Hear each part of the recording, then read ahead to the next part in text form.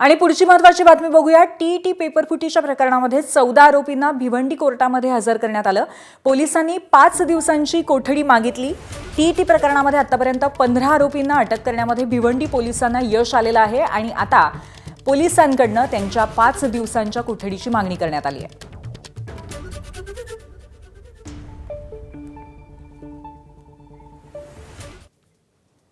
Barricades लावल्यामुळे महापौर पुन्हा विरोधकांच्या निशाण्यावरती येण्याची शक्यता आहे। भायखळा इथल्या महापौर निवासस्थानाच्या बाहेर मुख्य रस्ता बॅरिकेड्स लावून अडवण्यात आलाय। महापौर निवासस्थानाच्या बाहेर गाड्या पार्क होऊ नयेत म्हणून पालिकेच्या ई विभागामार्फत ही बॅरिकेड्स लावण्यात आली आहेत। या बॅरिकेड्समुळे अर्धा रस्ता व्यापून टाकलाय। या अगोदर सुद्धा अतिरिक्त आयुक्त अश्विनी भिडे यांच्या निवासस्थानाच्या बाहेर असेच बॅरिकेड्स लावून रस्ता अडवण्यात आला होता। आता महापौर निवासस्थानाच्या बाहेर पार्किंग होऊ नये म्हणून बॅरिकेड्स लावण्यात आल्याची माहिती आहे। महापौर निवासस्थानाच्या बाहेरच्या रस्त्यावरती बॅरिकेड्स लावल्यामुळे ठाकरेंच्या शिवसेनेकडनं टीका होतीये।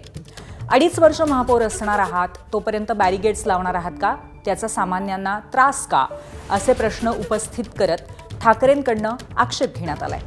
हे सर्व बॅरिकेड्स लवकरात लवकर काढावेत अशी मागणी ठाकरेंच्या शिवसेनेचे स्थानिक नगरसेवक रमाकांत रहाटे यांनी केली आहे।